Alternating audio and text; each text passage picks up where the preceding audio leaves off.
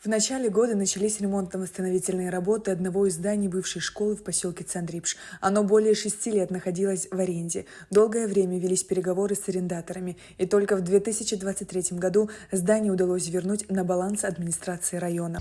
На протяжении многих послевоенных лет не только жителей поселка Цандрипш, но и жителей всего Гагарского района волновал такой вопрос, как открытие абхазской школы на границе нашей страны. Цандрипш вообще очень сложный приграничный поселок был всегда. Еще в довоенное время здесь жило всего несколько семей абхазской национальности, и мы рады тому, что сейчас население абхазской национальности растет, много детей, семей. На сегодняшний день остро стоит вопрос открытия отдельной абхазской школы, потому что очень важно, чтобы стены, классы, все говорило на родном государственном языке. И тот вопрос, который общественность волновал, был воспринят администрацией Гагарского района. Данное здание на протяжении многих лет не имело своего хозяина, переходило из рук в руки, но на сегодняшний день это здание закреплено за районным отделом образования. Новую школу планируют ввести в эксплуатацию в 2025 году. Проектно-сметная документация пока что проходит экспертизу. В поселке 7 школ, 5 из них армянские и 2 русские. В одной из них есть абхазский сектор. После открытия учебного заведения учащиеся абхазского сектора Цандрипшской средней школы номер 2 перейдут в новое здание. По предварительным данным, количество учащихся будет достигать более 100 детей. Кадровый голод, конечно, в Гагарском районе, как в целом и по республике, во всех отраслях ощущается, но абхазский сектор, он уже работает, нам не с нуля надо начинать эту работу.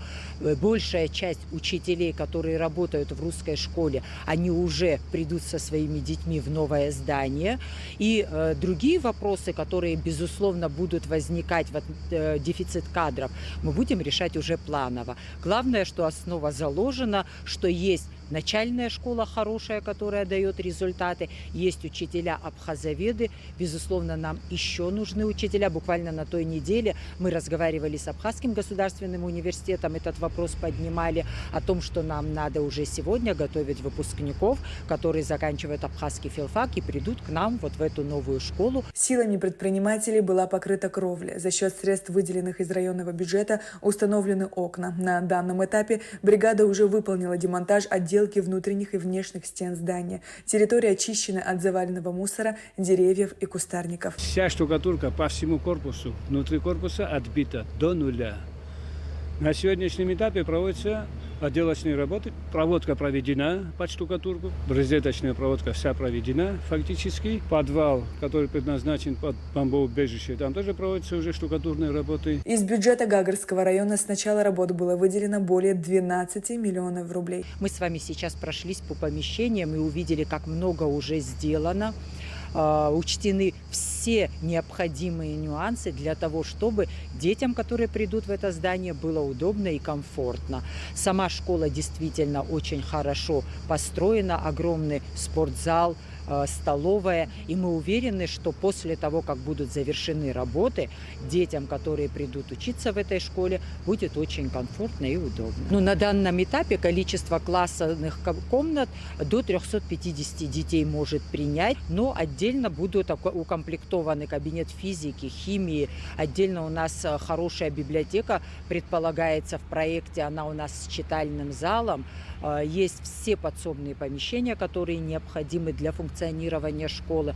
Насчет этого проект самой школы, здания очень хороший, и мы уже по факту сделали так, чтобы у каждого специалиста была своя зона, свой кабинет. Ремонтно-восстановительные работы ведутся также в селе Багрыбста, где спустя много лет вновь откроют свои двери дошкольное учреждение. Ранее в этом здании располагалась начальная школа и детский сад подведомственный санаторию «Солнечный». Однако вот уже много лет, как здесь базируется сельская администрация, которая поддержала инициативу администрации района вновь открыть здесь ДОУ. Но в послевоенное время из-за того, что количество людей в селе было небольшое, да и дошкольных учреждений в районе в целом не было, всего одно, которое работало в городе Гагра.